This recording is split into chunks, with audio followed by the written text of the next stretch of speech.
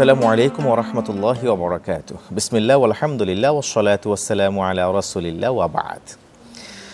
আল্লাহ সুবহানাহু ওয়া তাআলা ইরশাদ করেছেন, আল ইয়াউমা আকমালতু লাকুম দীনাকুম, আজ আমি তোমাদের জন্য তোমাদের দ্বীনকে পূর্ণ করলাম। ওয়া আতমামতু আলাইকুম নি'মাতি, আমার নিয়ামত রাজিকেও তোমাদের জন্য পূর্ণাঙ্গতা দিলাম। ওয়া রাদিতু লাকুমুল ইসলামা দীনা, ইসলামকে তোমাদের জন্য জীবন বিধান হিসেবে মনোনীত করে আমি সন্তুষ্ট রইলাম। মহাগ্রন্থ আল কোরআনের সূরা আল মায়েদার তৃতীয় এই আয়াতটি নাজিল হয়েছিল ঐতিহাসিক আরাফার দিবসে। এই দিবস সম্পর্কে রাসূল করিম সাল্লাল্লাহু আলাইহি ওয়াসাল্লাম ইরশাদ করেছেন, পৃথিবীতে এমন কোনো দিন নেই যেই দিন আরাফার দিবসের চেয়েও আল্লাহ তার গুনাহগার বান্দাদেরকে বেশি ক্ষমা করেন। এই হাদিসটি উদ্ধৃত হয়েছে সহিহ মুসলিমে। নানান কারণে ঐতিহাসিকভাবে আরাফার দিবস অত্যন্ত গুরুত্বপূর্ণ ও ফজিলতপূর্ণ। রয়েছে এই দিবসে কিছু বিশেষ আমল। সেই আমলগুলি নিয়ে আজকে আমরা হাজির হয়েছি। প্রিয় দর্শক শ্রোতা, আজকের আলোচনার বিষয় আরাফার দিবসের গুরুত্ব ও আমল। প্রিয় দর্শক শ্রোতা, আপনারা দেখছেন গ্রিন এলপি গ্যাস নিবেদিত সহজ সমাধান। অনুষ্ঠানটি আপনারা টিভি সেটের পাশাপাশি চ্যানেল 24 এর ফেসবুক পেজেও আপনারা সরাসরি দেখতে পারবেন। প্রশ্ন করবেন আপনারা আজকের নির্ধারিত বিষয় এবং ইসলামের যে কোনো বিষয়ে আপনারা প্রশ্ন করতে পারেন টিভি স্ক্রিনে প্রদর্শিত নাম্বারে কিংবা ফেসবুকের কমেন্টস অপশনে গিয়ে লিখার মাধ্যমে।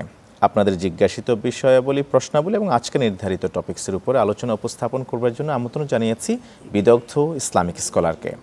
আমাদের সাথে আছেন প্রখ্যাত আলেম দ্বীন, বিশিষ্ট ইসলামিক চিন্তাবিদ, লেখক, কলামিস্ট ও গবেষক, ঐতিহ্যবাহী মিসবাহুল উলুম কামিল মাদ্রাসার সুযোগ্য প্রধান মুহাদ্দিস ফদিলাতুল শেখ উস্তাদ মাহমুদুল হাসান হাফিজাহুল্লাহ। আসসালামু আলাইকুম ওয়া রাহমাতুল্লাহ। ওয়া আলাইকুম আসসালাম ওয়া রাহমাতুল্লাহ। কেমন আছেন? আহলান ওয়া সাহলান শেখ। শুকরান, মারহাবা। আলহামদুলিল্লাহ, আল্লাহ তাআলা ভালো রেখেছেন। শেখ, আজকে আমরা খুবই গুরুত্বপূর্ণ দিবস নিয়ে কথা শুনবো আপনার কাছ থেকে। শুরুতে তার ফজিলত, গুরুত্ব নিয়ে, এরপরে কিছু আমল আপনি আমাদের দর্শকদেরকে উপহার দিবেন, কি কি করা যাবে, কি কি করা যাবে না। শুরুতে যদি আরাফার দিবসের গুরুত্ব নিয়ে কিছু কথা বলতেন। আলহামদুলিল্লাহ ওয়াসসালাতু ওয়াসসালামু আলা রাসূলিল্লাহ ওয়া আলা আলিহি ওয়া সাহবিহি ওয়া মান ওয়ালাহ ওয়া বা'দ। অত্যন্ত প্রাসঙ্গিক, সময় উপযোগী, গুরুত্বপূর্ণ একটি প্রসঙ্গ নিয়ে আজকে আলোচনা করার সুযোগ পেয়েছি। মহান মনিবের দরবারে কালিমাতুশ শুকর আদায় করছি আলহামদুলিল্লাহ। আরাফার দিবসের গুরুত্ব সম্পর্কে যদি আমরা বলতে যাই, তাহলে প্রথমেই আমাদেরকে বলতে হবে যে পবিত্র হজ ব্রত পালন করবার জন্য যে সকল আল্লাহর মেহমান বৃন্দ, দুয়ুফুর রহমান, যারা বাইতুল্লাহতে এই মুহূর্তে অবস্থান করছেন, এবং আমরা জানি ইতিমধ্যে হাজী সাহেবান তারা মিনাতে চলে গেছেন এবং তারা এখন মিনাতে অবস্থান করছেন। আরাফাতে তারা কালকে চলে যাবেন আশা করা যাচ্ছে ইনশাআল্লাহ তাআলা। তো হজের মৌলিক কার্যক্রমের একটি গুরুত্বপূর্ণ কার্যক্রম হচ্ছে আরাফার দিবসে অর্থাৎ 9 জিলহজে আরাফার ময়দানে অবস্থান করা, যেটাকে ওকুফে আরাফা বলা হয়।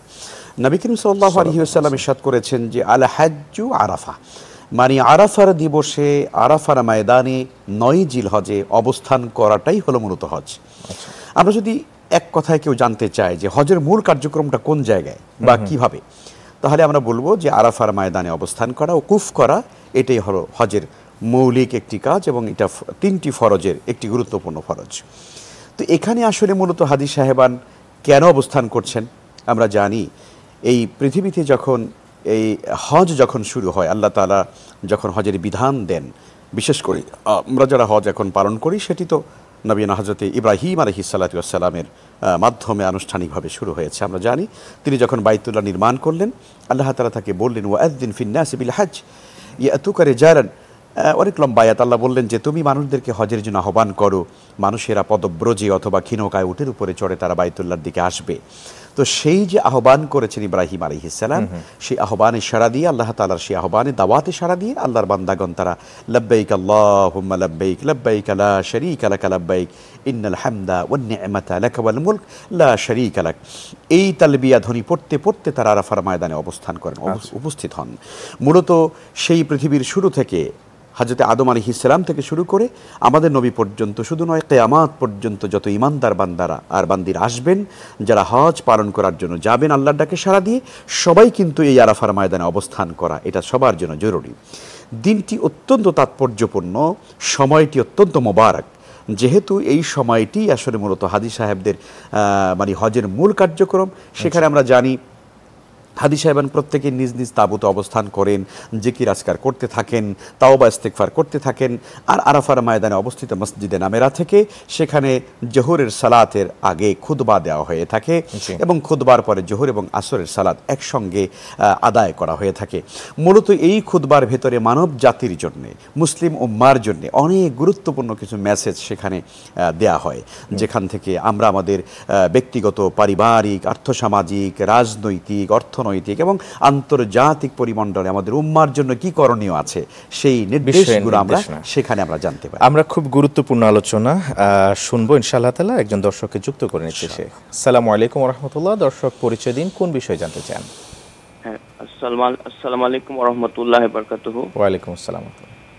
আমার প্রশ্নটা ছিল যে অনেকে যারা পড়াশোনা কমপ্লিট করতে পারে নাই, এসএসসি দিতে পারেনি, ওরা কি কি উপায়ে কি হালাল ইনকাম করতে পারে? আর এটি একটু হালাল ইনকাম যেহেতু অনেক জরুরি ব্যাপার, এই জন্য একটু জানতে চাচ্ছিলাম আর কি, মানে কি কি উপায় হালাল ইনকাম করতে পারে। ধন্যবাদ। আমরা আমাদের শেখের কাছ থেকে জানবার চেষ্টা করব। হ্যাঁ, এটা নিশ্চয়ই ইবাদত করবার আগে হালাল উপার্জন, হালাল ভক্ষণ এটা খুবই গুরুত্বপূর্ণ। ইবাদত কবুল হওয়ার অন্যতম শর্ত এটি বলা চলে। শেখ, আমরা মূল আলোচনায় ফিরব, তবে তার আগে দর্শকের বিষয়ে একটু নসিহাপূর্ণ কথা বলবেন।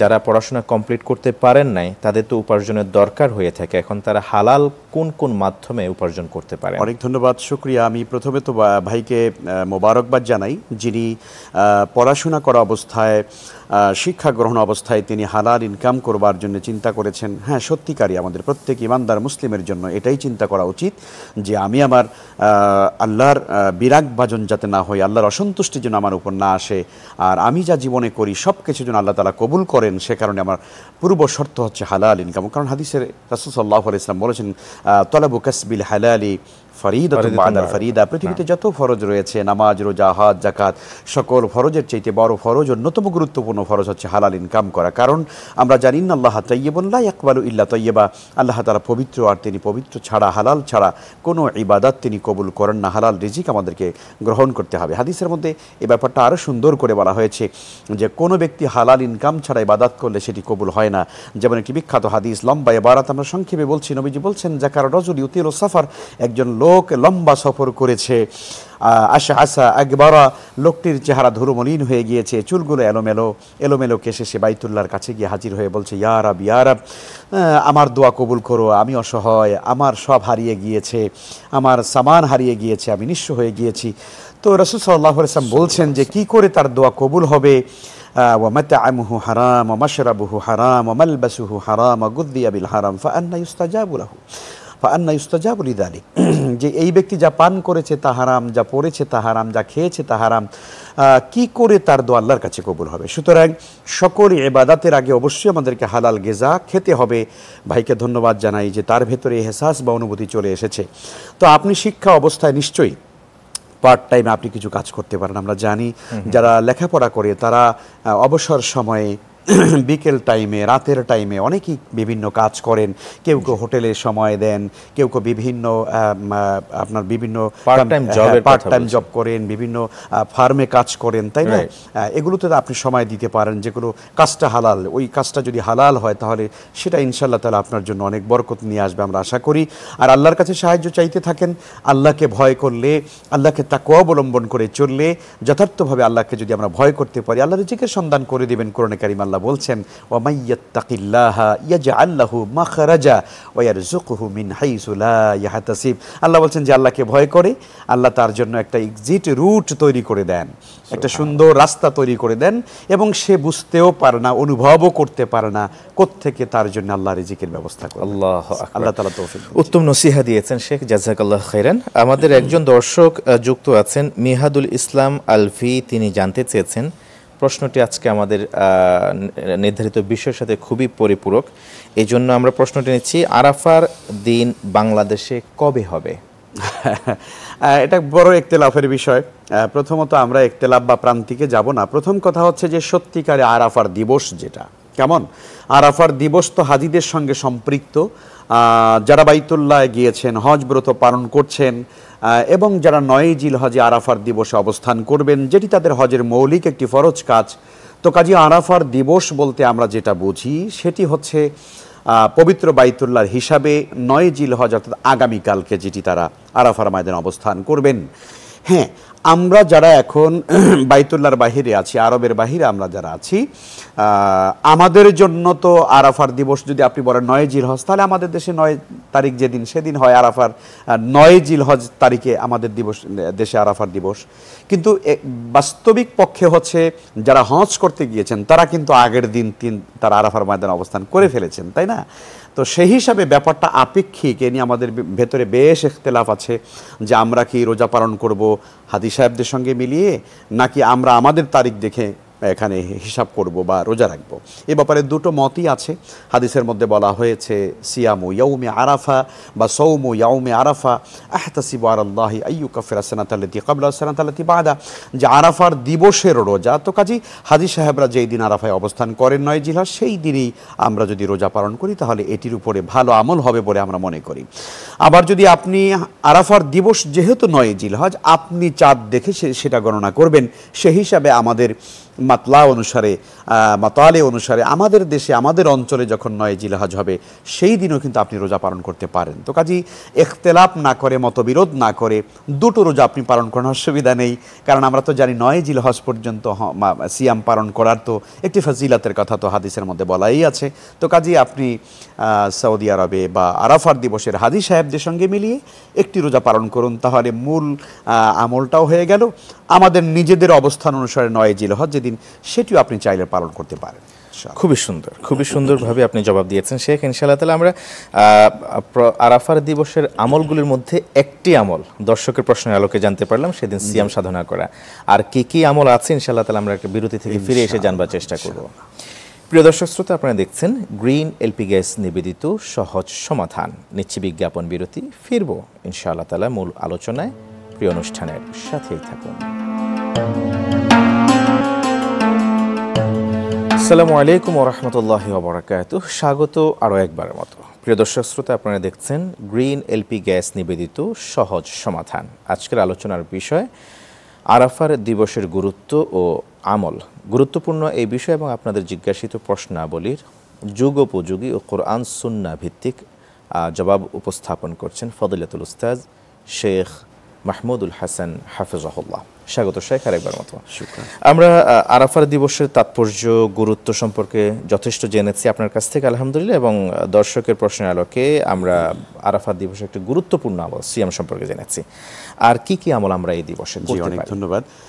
যারা আরাফার ময়দানে অবস্থান করবেন তাদের জন্য তো এটা পৃথিবীর শ্রেষ্ঠতম দিন আমরা জানি। রাসূলুল্লাহ সাল্লাল্লাহু আলাইহি ওয়াসাল্লাম বলেছেন যে খায়রুদ দুআ দুআউ ইয়াউমি আরাফা, যে আরাফার দিবসের দোয়া হচ্ছে পৃথিবীর মধ্যে সর্বশ্রেষ্ঠ দোয়া।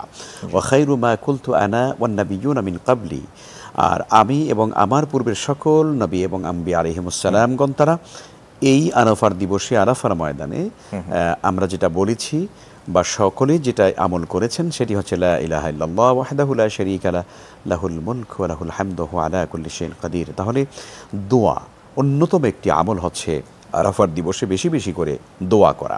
নবীজি সাল্লাল্লাহু আলাইহি ওয়াসাল্লাম যেই দোয়াটি করেছেন এবং পূর্বেকার সকল আম্বিয়া আলাইহিমুস সালাম একই দোয়া করেছেন। ফলে আমরা যারা আরাফার বাহিরে আছি আমরাও কিন্তু হাজি সাহেবদের সঙ্গে এই দোয়ায় শামিল হতে পারি। আমরাও যে যেখানে থাকবো অধিক পরিমাণে দোয়া করা, দিকির আজকার করা, কোরআন তিলাওয়াত করা, সিয়াম পালন করা, দান সাদাকা করা, বেশি করে তাওবা ইস্তেগফার এবং আযকারগুলো পড়া। রাসূল সাল্লাল্লাহু আলাইহি ওয়াসাল্লাম বলেছেন যে জিলহজ মাসের এই 10 দিন হচ্ছে মূলত আল্লাহর কাছে সবচেয়ে প্রিয় আমলের সময়।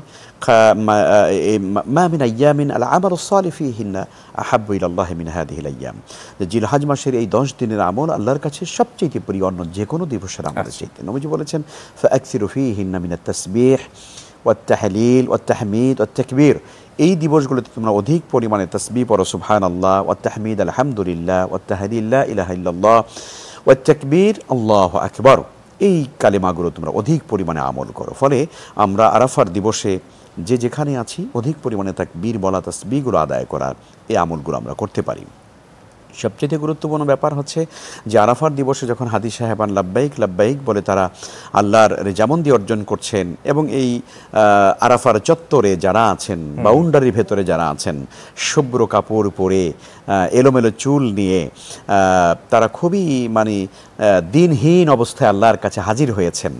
আল্লাহ তাআলা ফেরেশতাদেরকে ডেকে বলেন যে এই বান্দাগুলো কেন এসেছে এখানে, কি চায় তারা?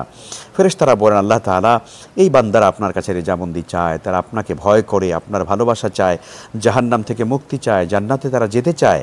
আল্লাহ রাব্বুল আলামিন তখন ঘোষণা করে দেন, আরাফার চতুর্দিকে বাউন্ডারির ভেতরে যারা অবস্থান করছে তোমরা সাক্ষী থাকো, আমি সবাইকে ক্ষমা করে দিলাম। সুবহানাল্লাহ। এবং আরাফার দিবসে আল্লাহ তাআলা যেই পরিমাণ বনি আদমকে তিনি জাহান্নাম থেকে মুক্ত করে দেন, এটা পৃথিবীর অন্য কোনো দিনে আল্লাহ তাআলা এটা করেন না। ফলে যেহেতু জাহান্নামের আগুন থেকে মুক্তির একটা দিবস হচ্ছে এই আরাফার দিবস, কাজে আমরা যে যেখানে আছি আমাদের প্রত্যেকের উচিত হচ্ছে আল্লাহ তাআলার কাছে জাহান্নাম থেকে মুক্তির জন্য বেশি বেশি করে তাওবা এবং ইস্তিগফার করা। জাযাকাল্লাহ খাইরান। শেখ, আরেকটি গুরুত্বপূর্ণ প্রশ্ন আমাদের কাছে এসছে যে তাকবীরের কথা যেটা বললেন, তাকবীর যেটা ওয়াজিব তাকবীর, আমাদের সেই তাকবীরটা কবে থেকে শুরু হবে, আবার কবে শেষ হবে, আর কখন কখন পড়তে হবে, কয়বার করে পড়তে হবে? খুবই গুরুত্বপূর্ণ একটি আমলের কথা বলেছেন। মূলত পুরো জিলহজ মাস অর্থাৎ জিলহজের 1 থেকে শুরু করে 10 তারিখ পর্যন্ত, অর্থাৎ এই 10 দিনের মধ্যে যতগুলো আমল আমরা করব তার মধ্যে তাকবীর একটা অন্যতম। ইন জেনারেল এই আমলটা আমাদের করতে হবে, যেটা একটু আগে আমরা হাদিস দ্বারা প্রমাণ করেছি, দেখেছি। আর বিশেষভাবে আমাদেরকে আইয়ামে তাশরিকের দিনগুলোতে আমাদেরকে তাকবীর পড়তে হবে। সেটি হচ্ছে আরাফার দিবসের 9 জিলহজের ফজর থেকে শুরু করে এটি জিলহজ মাসের 13 তারিখ আসর পর্যন্ত, তার মানে হলো 9, 10, 11, 12 এবং 13, এই 5 দিন হচ্ছে আইয়ামে তাশরিক। তার মানে হলো 9 তারিখ হলো ইয়ৌম আরাফা, 10 তারিখ হলো ইয়ৌমুন নাহার, এবং তারপরের 3 দিন হলো আইয়ামুত তাশরিক আস-সালাসা, এই পরের 3 দিন। সর্বমোট এই 5 দিন হলো আমাদেরকে তাকবীরে তাশরিক পড়তে হবে। প্রত্যেক ফরজ সালাতের পরে কমপক্ষে একবার আমাদেরকে ওয়াজিব আদায় করতে হবে। আপনি 3 বারও পড়তে পারেন, কোনো অসুবিধা নেই। আল্লাহু আকবার, আল্লাহু আকবার, লা ইলাহা ইল্লাল্লাহু আল্লাহু আকবার, আল্লাহু আকবার ওয়ালিল্লাহিল হামদ। এটা এই বাক্য দিয়েও পড়া যায়। আরবরা এটা অন্য রিওয়ায়াতে, অন্য বর্ণনায় আসছে, সেটা এভাবে পড়া যায়, আল্লাহু আকবার, আল্লাহু আকবার, আল্লাহু আকবার, লা ইলাহা ইল্লাল্লাহ, আল্লাহু আকবার, আল্লাহু আকবার ওয়ালিল্লাহিল হামদ। তারা আরো সুন্দর করে পড়েন, আল্লাহু আকবার কাবীরা, আলহামদুলিল্লাহি কাসীরা, সুবহানাল্লাহি বুকরাতাও ওয়া আসীলা। এটাও তারা কিন্তু সুন্দর করে পড়েন। তো কাজে আমরা এই তাকবীর প্রত্যেক ফজর সালাতের পরে, ইয়মে আরাফার ফজর সালাত থেকে শুরু করে একদম 13 জিলহজের আসর পর্যন্ত এই 5 ওয়াক্ত সালাতে আমাদেরকে প্রত্যেক ফরজ সালাতের পরে কমপক্ষে একবার করে পড়া আমাদের জন্য জরুরি। অনেকে প্রশ্ন করে থাকেন, পড়তে ভুলে যাই, তাহলে কি করব? যখন ভুলে গিয়েছেন, যখন মনে হয়েছে, সঙ্গে সঙ্গে পড়ে নিলে ইনশাআল্লাহ তাআলা এটা আদায় হয়ে যাবে। সুন্দর। আপনি এই প্রশ্নটি অনেকেরই জানবার ছিল আর কি, এবং তাকবীরের শব্দগুলি আপনি যেভাবে হাদিস থেকে কোট করে বললেন এবং বর্তমানে উলামায়ে কেরাম কিভাবে পড়েন, এই বিষয়টি আমাদের দর্শকের প্রশ্নের মধ্যে, জিজ্ঞাসার মধ্যে ছিল। শেখ, আমাদের তো 9 জিলহজ হলো আরাফা, এরপরেই হলো গিয়ে আমাদের 10 জিলহজ ইয়ামুন নাহার, শ্রেষ্ঠতর দিন বলা হয়েছে, এবং ঈদের দিন। ঈদের দিনের কিছু সুন্নাহ মুস্তাহাব আমলের কথা কি আপনি দর্শকদের? জি, অনেক ধন্যবাদ। ঈদের দিনে আসলে সবচেয়ে গুরুত্বপূর্ণ কাজ যেটা আমাদের, সেটা হলো ফজর সালাত জামাতের সঙ্গে আদায় করা। এটা আমাদেরকে করতেই হবে।